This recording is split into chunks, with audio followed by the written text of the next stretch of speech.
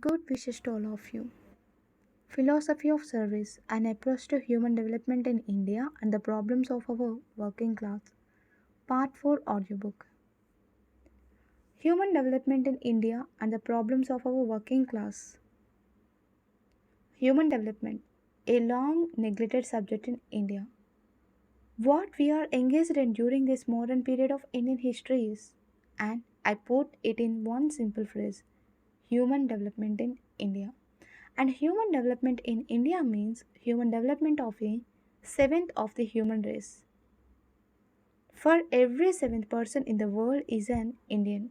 We should not fail to note that this great problem of human development has been taken up by us consciously, deliberately, and as a matter of national policy for the first time in our long history. Only in this modern period, and behind this national endeavor of our lives lies a tremendous urgency.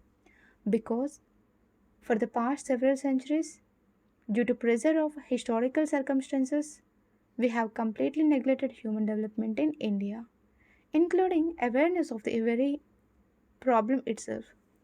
That is why we have inherited a society so driven with diverse hierarchies where millions at the bottom feel only the crushing weight of the social pyramid, but none of its blessings, and which has brought them to near animal levels of life. Based on the exemplar speech delivered by the Revered Swami at the business meeting of the Labour Forum, Hyderabad, Andhra Pradesh on 26 March 1977. The very concept of man developing in a human way, achieving human dignity and human worth. This great idea did not agitate our minds for centuries together, except in one limited field, namely the field of religion. We produced a few great saints who lived up to and preached this great vision and ideal, and whose influence helped in the uplift of the common people so far as their inner life, their cultural and spiritual life was concerned. This helped to raise their cultural level and to humanize them, and to produce a few lovable saints from among the common people themselves. They came from the laboring classes, both Hindu and Muslim, including the scheduled castes and tribes. The Vedantic clarion call of the spiritual nature of man, irrespective of caste and creed and sex, helped in the achievement of the religious development of man in a wide measure, even in the most unpropitious feudal context of human suppression. In all other fields, economic, social, and intellectual, that past achievement is a precious asset for our nation today when it is facing the challenge of all round human development in the more propitious democratic context of the modern age. I wish to stress this point, and I wish you all take note of this truth that the common people of India, the laboring classes, have inherited an invaluable wealth from their past religious life, namely their culture, their humanity. The Indian working class, its unique assets. All of us must take note of this most important fact of the human situation in modern India, that our working class people are poor only in their pockets and their intellect, but not in their hearts. They are exceptionally human and cultured. They have an invaluable richness of inner quality, the human virtues of hospitality, peacefulness, and unselfishness are very much present in them, along with a deep faith in spiritual values. When you compare them with the common people of several other countries, you will appreciate better this unique quality of the Indian peasant and working class. If you go to their houses, if they have only one bread, they will gladly share half of it with you. In spite of poverty, they are also not inclined to drunkenness and crime. These are great human qualities which they have developed through the centuries long humanizing process of religion, through the bhakti and bhajan initiated by hundreds of our saints. And it has achieved profound social results for India in the unique fact recognized by not only our understand not only our outstanding national leaders, but also by several observers coming from foreign countries, that poverty and crime do not go together in India. It is for us to recognize this truth and its immense national value and make it a solid foundation for all our human development policies and programs. It was Swami Vivekananda who first pointed out this truth towards the end of the last century, that poverty is not a crime in India, that the poor people of India are not necessarily, potentially, or actually criminal people, as they often are in other parts of the world, where to be poor is to be prone to drunkenness and criminality. That is not so in India. Now, this may be our certificate to ourselves, but I am going to tell you that it is not so. Foreign observers of the Indian scene have also made this very remark. I shall only refer to one such, the famous American economist and previous US ambassador to India, Professor Galbraith. During his discussion with our planning commission, he made this remark as reported by Sriman Narayan in his book Gandhi, The Man and His Thought. In India, I have always found some kind of a luster in the eyes of the poor peasantry. I have seen in the faces of the poor people in Indian villages a spirit of self reliance and moral fortitude which, in a sense, enriched their poverty. Much earlier in February 1897, when the problems of our working class were not even thought of in our country, Swami Vivekananda had said in reply to a question by the correspondent of the Hindu of Madras in the course of his long interview with the Swami on his return from his triumphant tour of the West. Complete works of Swami Vivekananda, 1973, Volume 5, page 213. What are your views with regard to the Indian masses? Oh, we are awfully poor, and our masses are very ignorant about secular things. Our masses are very good because poverty here is not a crime. Our masses are not violent. Many times I was near being mobbed in America and England only on account of my dress, but I never hear such a thing in India as a man being mobbed because of peculiar dress. In every other respect, our masses are much more civilized than the European masses. What will you propose for the improvement of our masses? We have to give them secular education. We have to follow the plan laid down by our ancestors, that is, to bring all the idols slowly down among the masses, raise them slowly up, raise them to equality. Again, during an interview with the correspondent of the Madras Times the same month, the Swami had said,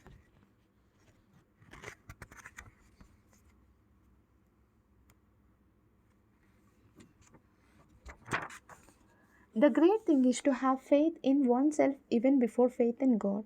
But the difficulty seems to be that we are losing faith in ourselves day by day. That is my objection against the reformers. The Orthodox have more faith and more strength in themselves in spite of their crudeness, but the reformers simply play into the hands of Europeans and pander to their vanity. Our masses are gods as compared with those of our other countries. This is the only country where poverty is not a crime. They are mentally and physically handsome. Elevation of the masses without injuring their relation. Now, today we have this type of culture, refined humanity among our poor to deal with. How to help these people? What line of development do they need? So far as their religious development is concerned, we have nothing more to give them except help to strengthen the physical and mental basis of the same through the removal of their poverty and illiteracy. That means giving them modern secular education with a view to strengthening their inborn culture of soul, taking all care that such education does not destroy their long and hard earned humanness, does not turn them into literate animals. Their inborn culture of soul, with its virtues of hospitality, Peaceableness, sobriety, and religious faith are qualities revealing an inner human enrichment, for which the modern Hungary and which the modern Western nations are in despair of ever attaining for their own peoples. Hence, Swami Vivekananda exhorted our people in one of his letters from the West to his displays in Madras in 1894.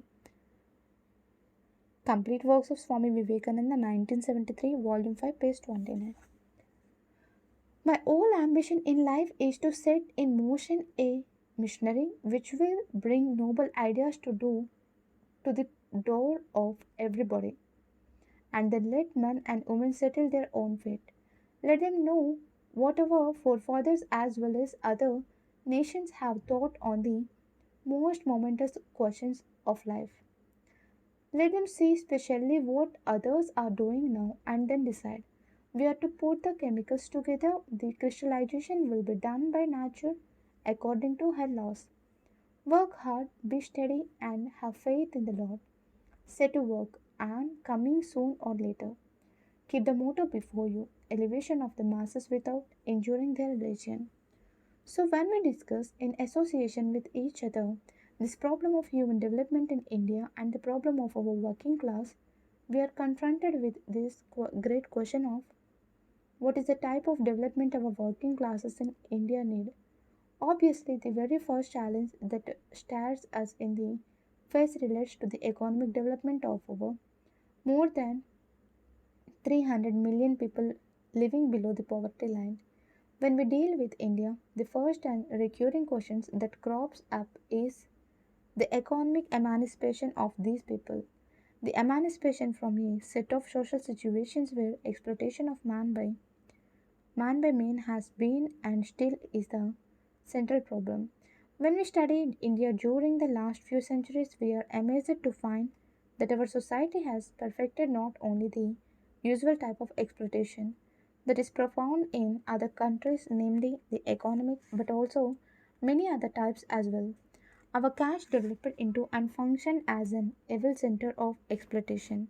Similarly, our feudal social structure has been the context of a very intense form of exploitation for ages. We have also indulged in intellectual exploitation of the ignorant common people and exploitation of women by men, and also, alas, of women by other women. This is the dark side of our past heritage, and we have to face it today. Treating it as a challenge to our national wisdom, and the strength to face and overcome this challenge successfully is available to us from the vision of human dignity and worth upheld in our ancient spiritual insights and in the modern Western humanism. And in the modern Western scientific discoveries, the only objective of all our national development programs is to install man in the Indian context to his inborn right to dignity and honor. This work is going to take us decades to accomplish fully because the numbers involved are vast and the innate resistances are formidable. Human dignity has been violated again and again for centuries together in India. In such a context, human development cannot be viewed only in economic terms. The economic approach has to become part of the wider approach of an all round human development through education widely conceived. Human dignity is achieved by man through mental and spiritual and intellectual awakening and economic strength. When these three values are achieved by a person, he or she automatically becomes dignified, and millions of our people have been deprived of all opportunities to achieve the last two of these values. Through this deprivation, they remained at the bottom and were kept down there by the ratio of social forces, feudal and ossified. Because of their illiteracy, ignorance, and poverty, they themselves do not know what these forces are kept are that are keeping them down and exploiting them all the time. Human development through secular education. Therefore, the first step that we have to take in the field of human development and to effect a revolutionary change in the ratio of these social forces, particularly with reference to our working classes, is the spread of education. I mean, secular education, which is a powerful factor in raising the status of a human individual. He or she must know the world in which he or she lives, the natural, the social, and the political forces acting upon him or her, so that he or she may become awake to the environment in which he or she is living and functioning and capable of suitably changing it. The purpose of secular education is to enable a human being to acquire the capacity to have a grip on the world around and not to be swept away by its forces. A child in the village is ignorant, weak, helpless, without any hold on his life and destiny. As soon as he goes to a primary school, within a few days something happens to him. He awakes to a consciousness of his own individual worth and dignity, that he is a man among men. He is able to understand that world, and through that understanding, to get a grip, maybe to a small degree, on the world and on himself. We can see this awakening coming to millions of our working classes today in our rural and urban areas. Even a little education, secular education, bringing them a sense of human worth, human dignity, and a sense of individuality. From the point of view of our Vedanta philosophy as expounded by Swami Vivekananda, the modern effort to restore individuality to the common people of India is the most tremendous educational work that we have ever undertaken during our long history. And in the light of the same Vedanta, it is also a profound work relating to the necessary initial stages of mass spiritual awakening. Because ours is a society where the individual has been submerged in society, submerged in the caste, submerged in the collectivity. You are an individual with an individual identity and an individual destiny. This is the silent spiritual message of all secular education to man. In that secular education, we are not only acquiring the three elementary items of reading, writing, and arithmetic, but also a little bit of science, a little bit of health and hygienic education, something of social science, in short, some knowledge of the natural and social world in which man lives, including some knowledge of his own body. When this knowledge comes to a human being, two things happen to him or her. He or she understands his or her own worth and dignity, which is the first step on the ladder leading to human freedom, and he or she also gets a grip on the world around him or her to that extent. Even the elementary education in a primary school that a child gets has a great part to play in rousing man's sense of individual worth and dignity. But education, at least up to the 8th standard, is necessary in a democracy so as to help a child acquire this value to a satisfactory extent. Any education for the whole people to levels higher than that is worthy to be aimed at and achieved. Countries like United States are giving education to almost all their citizens up to the higher secondary standard. That is all the better. By such higher levels of education, we increase the mental resources of the community as we increase the physical resources by our technology. What we need much more is this increasing of the mental resources of our nation. That resource is available to our country today only from about 10% of our population. Even then, it is a tremendous resource compared to hardly 5% in the previous centuries. We can visualize the time within the next 100 years when this number will go up steadily and cover the whole population, and when we shall have, even after implementing our family limitation measures, between 800 million and 1000 million of our population, not as now, but well educated in the secular sense of the term. The energy of mental resources that would then be available to the nation would be simply stupendous. Human development through political education. That is a first great blessing coming from human development.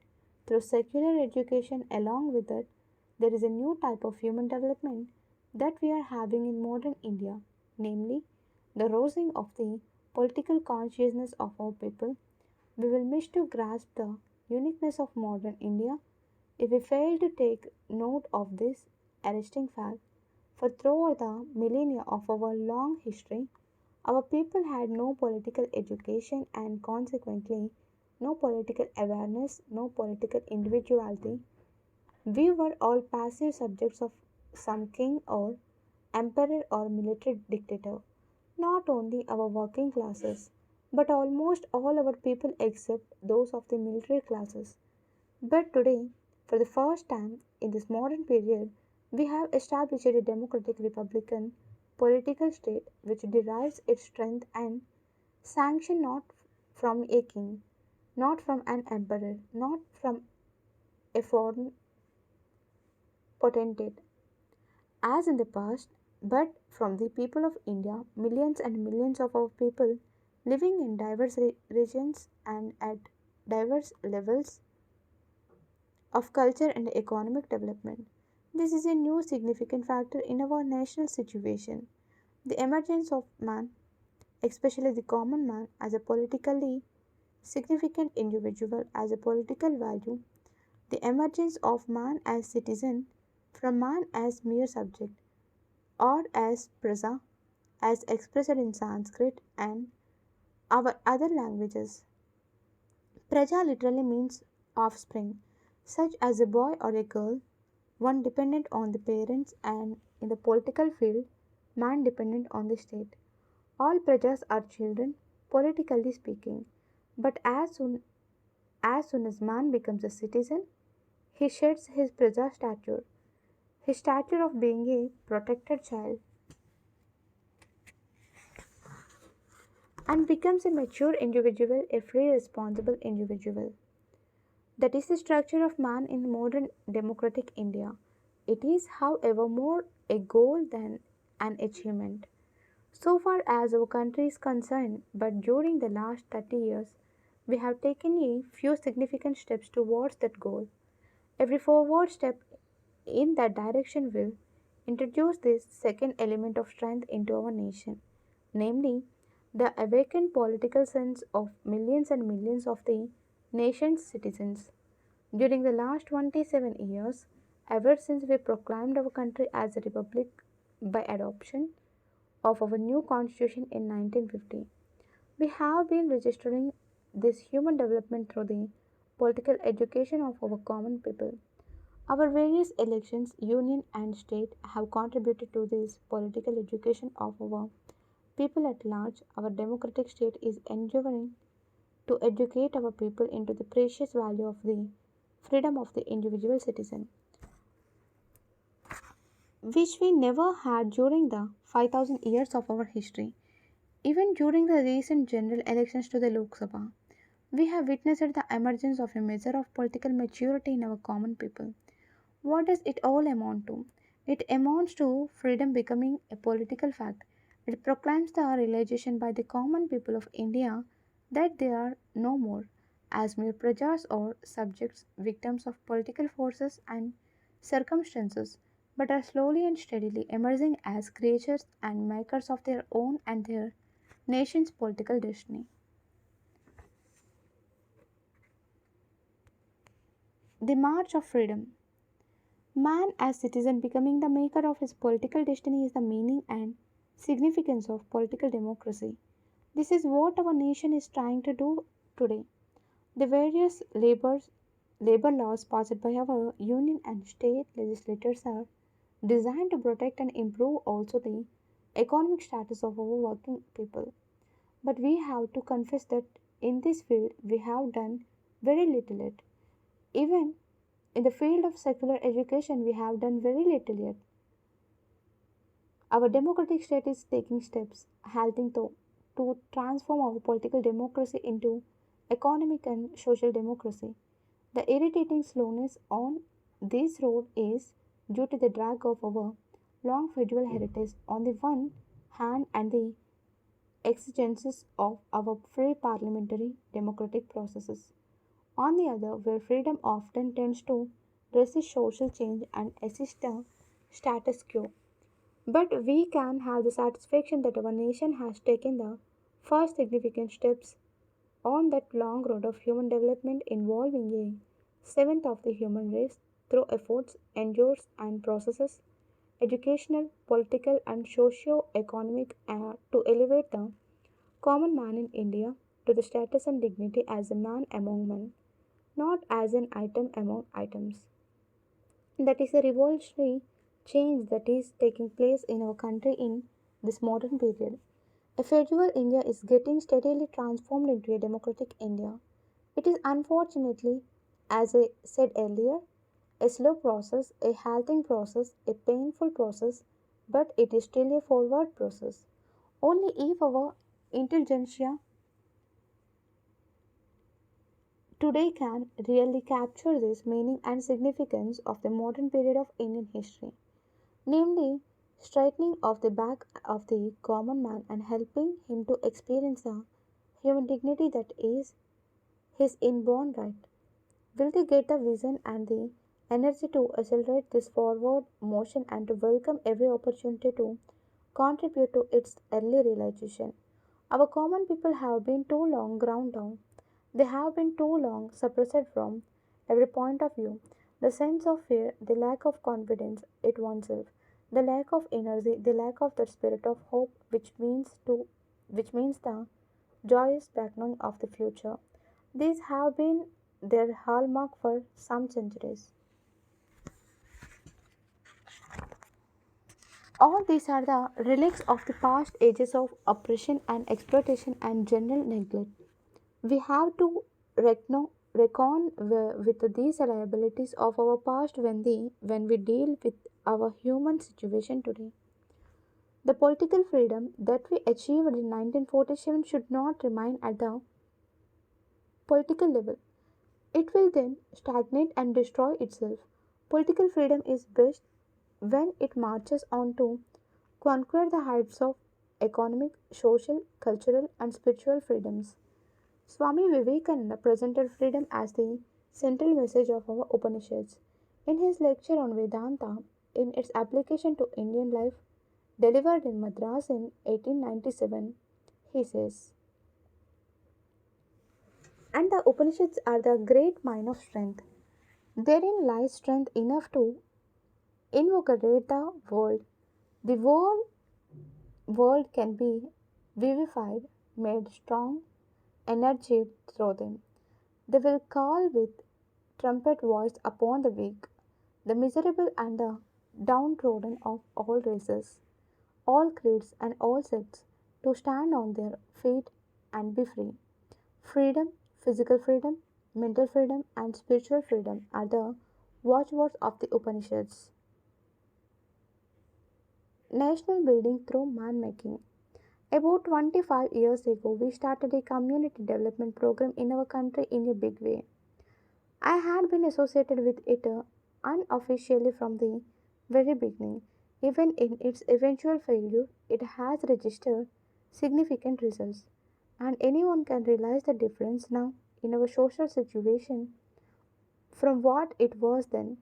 Our urban and rural masses were timid, helpless, weak, and suspicious, without any consciousness of their own strength. They were just items to be handled by people either from the government or from the urban groups or by the exploiting group in the villages themselves. From that low condition, there have been significant changes for the better during these 25 years. During this period, there has also been much progress in our labor movement organizing millions of our working people, though more in the urban and less in the rural areas. We have not yet organized, except perhaps in Kerala, the millions of our working people in the rural areas, but some work in that direction is being done today, including legislation to protect their economic and social rights and interests. Through all these, we are witnessing a tremendous transformation in the human situation in our country, by which human beings who were only fractional some decades ago are slowly becoming integral and becoming fuller human beings. This is human education. It has to be vigorously pursued from every avenue of approach. Apart from and in addition to formal schooling, the most unsatisfactory situation prevails in this field of formal schooling. Even after 30 years of independence, the blessing of universal primary education remains still far away from millions of our people. I have noticed that wherever education is widespread, some tremendous and far reaching changes have come in the society concerned. I have seen, for example, in a state like Kerala, a high level of political consciousness, of the understanding of the social processes of response to progressive ideas only because of the high percentage of education among the common people there. This is true also of other parts of the world. We have to achieve this for the whole of our nation. Secular education, when it is spread far and wide in India, will lead to the emergence of an awakened community full of energy, vitality, self confidence, and a conscious grip on the social processes. They will cease to be, as I said earlier,